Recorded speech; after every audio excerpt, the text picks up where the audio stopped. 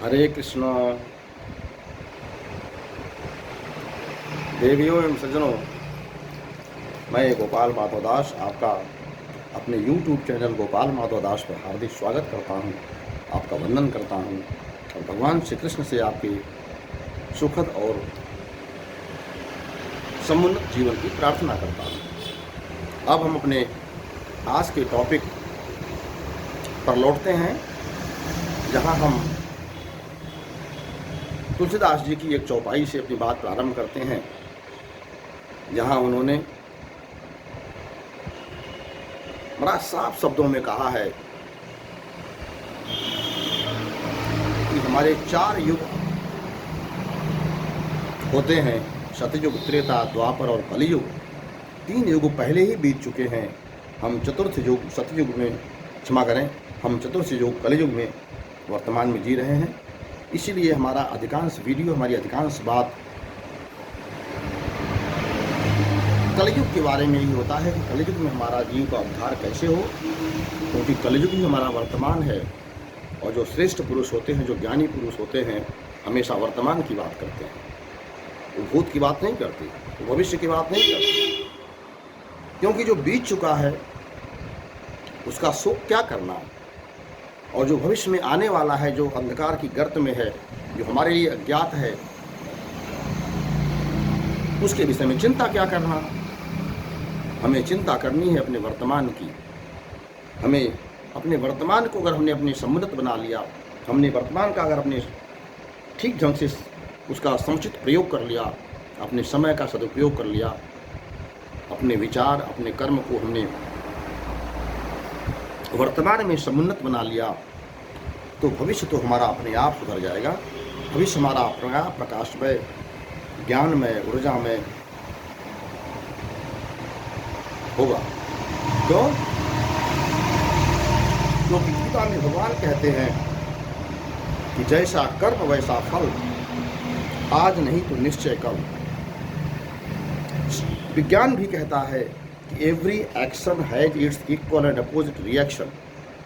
यानी जैसा आप एक्शन करेंगे, उसका रिएक्शन उसी प्रकार का,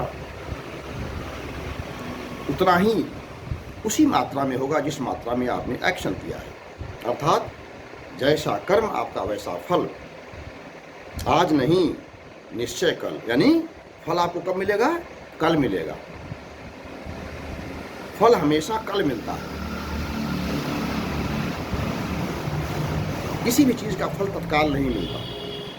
हम आप नौकरी करते हैं, 1 महीने नौकरी करते हैं तो उसका फल वेतन के रूप में हमें अगले महीने मिलता है। आप किसी मजदूर को बुलाते हैं, 1 दिन का डेली वेजेस पे 1 दिन का काम कराते हैं, तो मजदूर को उसके कर्म का फल तो शाम को उसको घर जाते समय या दूसरे दिन जब वापस आता है तो देते हैं। ऐसा कभी नहीं होता कि उत्तर प्रदेश या भारत सरकार आपको जुलाई महीने का वेतन 1 जुलाई को दे दे, या आप किसी अपने 1 दिन के काम करने वाले मजदूर को अपना उसका वेतन सुबह आते ही 10 बजे दे दें। हमेशा बाद में देते हैं, कार्योत्तर उसका फल होता है। उसी प्रकार से आपके जीवन में, वर्तमान जीवन में हम जो भी करते हैं, इसका कार्योत्तर फल अगले जीवन में हमको मिलता है।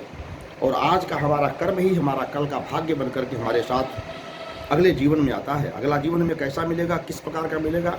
मनुष्य योनि मिलेगी, मनुष्यतर मिलेगी। मनुष्य में भी ब्राह्मण, क्षत्रिय, वैश्य, शूद्र में से क्या बनेंगे हम?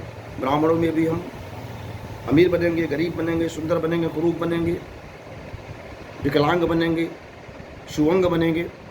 जो कुछ भी हमको वर्तमान में आज मिला हुआ है, लाभ, हानि, पद, प्रतिष्ठा, मान, मर्यादा, परिवार, समाज, जो कुछ भी हमें मिला है, ये हमारे पिछले जन्म के कर्म का फल है। इसे हम भाग्य कहते हैं, इसी को हम प्रारब्ध भी कह सकते हैं। इसे बदला नहीं जा सकता। भाग्य में जितना लिखा है उतना ही मिलेगा, और जब लिखा है तभी मिलेगा। भाग्य से ज़्यादा और समय से पहले न किसी को कुछ मिला है और न किसी को कुछ मिलेगा। जो व्यक्ति इस बात को अच्छी तरह से समझ ले, उसका जीवन सुधर जाता है। और जो नहीं समझ पाता है, वह जिंदगी भर भगवान को, समाज को, परिवार को, स्वयं को कोसते कोसते, रोते बिलखते चला जाता है दुनिया से, और अपना वर्तमान भी समाप्त कर लेता है, अपना वर्तमान भी खराब कर लेता है। इसलिए ज्ञानी बनिए, विवेकवान बनिए और अपने भाग्य पर विश्वास करके वर्तमान में मैक्सिमम कर्म करिए, अधिकतम सत्कर्म करिए, ताकि आपकी आने वाला भविष्य कल सुरक्षित हो सके, आने वाला अगला जीवन आपका इससे भी बेहतर हो सके, आने वाला अगला दिन आपका इससे भी बेहतर हो सके। इसीलिए गीता में भगवान कहते हैं कि कर्मण्येवाधिकारस्ते मा फलेषु कदाचन।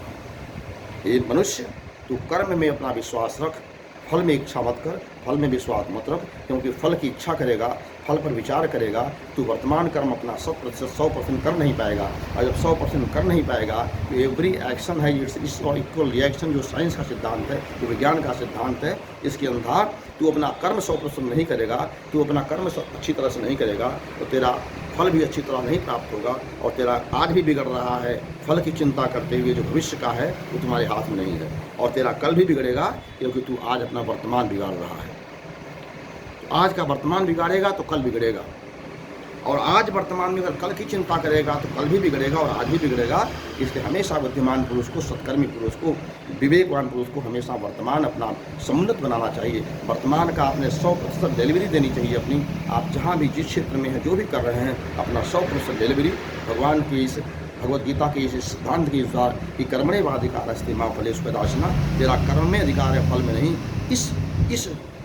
इस वाक्य पर, भगवान की इस वाणी पर विश्वास करके हमें केवल अपने कर्म पर विचार करना चाहिए, अपने कर्म पर फोकस करना चाहिए, अपने लक्ष्य पर फोकस करना चाहिए। तो निश्चित रूप से हमारा लक्ष्य 100% हमको प्राप्त होगा, इसमें तनिक भी संदेह नहीं है। लेकिन लक्ष्य मिलता हमको क्यों नहीं? क्योंकि हम लक्ष्य पहले बाद में चेंज करते हैं, फल हम पहले उसकी चिंता करते हैं। फल की चिंता करते करते हम अपने लक्ष्य को 100% प्राप्त करने के लिए वो कर्म नहीं करते जिससे लक्ष्य की प्राप्ति होनी है, चाहे वह भौतिक जीवन के लक्ष्य हो, चाहे वह पारमार्थिक जीवन का लक्ष्य हो, चाहे आपको नर से नारायण बनने का आपका लक्ष्य हो, चाहे नर के रूप में ही आपको समुन्नत मनुष्य बनने का, उन्नत मनुष्य बनने का, ज्ञानी, प्रतिभावान, विवेकवान, सत्कर्मी, प्रतिभाशाली बनने का हो। आपको उस वर्तमान में भी पद प्रतिष्ठा लाभ पाना है तो आपको अपने कर्म का 100% आपको डिलीवरी देनी ही पड़ेगी, और उसके लिए आपको फल की त्यागना पड़ेगा। जब तक आप फल का त्याग नहीं करेंगे तब तक आप 100% अपने कर्म को डिलीवरी दे ही नहीं सकते। यह विज्ञान भी कहता है, यह अध्यात्म भी कहता है, यह शास्त्र भी कहता है, यह वरिष्ठ गुरुजन भी कहते हैं, यह संत महात्मा और ऋषि भी कहते हैं। तो हमें क्या करना है? हमें अपने 100% वर्तमान को जीना है, हमें अपने 100% वर्तमान को श्रेष्ठ कर्मों से समुन्नत बनाना है, ताकि हमारा वर्तमान जब श्रेष्ठतम रहेगा, श्रेष्ठ कर्म करेंगे, अच्छे कर्म करेंगे, तो हमारा कल, आने वाला भविष्य और आध्यात्मिक दृष्टि में आने वाला हमारा अगला जीवन भी उसी प्रकार से समुन्नत होगा, उसी प्रकार से प्रतिभावान बनेगा, उसी प्रकार से हमारा धनवान बनेगा, उसी प्रकार से पदवान, ज्ञानवान, ऊर्जावान, कर्तव्यवान बनेगा। इसलिए आइए हम अपने वर्तमान को सुधारें, अपने वर्तमान को श्रेष्ठतम बनाएं, वर्तमान में जिएं, न भूत में जिएं और न भविष्य में जिएं। हरे कृष्णा। आज की बात में इतनी। यदि हमारी बात आपको अच्छी लगी हो तो इसे अधिक से अधिक लोगों को शेयर करें। हमारे YouTube चैनल गोपाल माधव दास को सब्सक्राइब भी करें और लाइक और शेयर भी करें। हरे कृष्णा, हरे कृष्णा, हरे कृष्णा।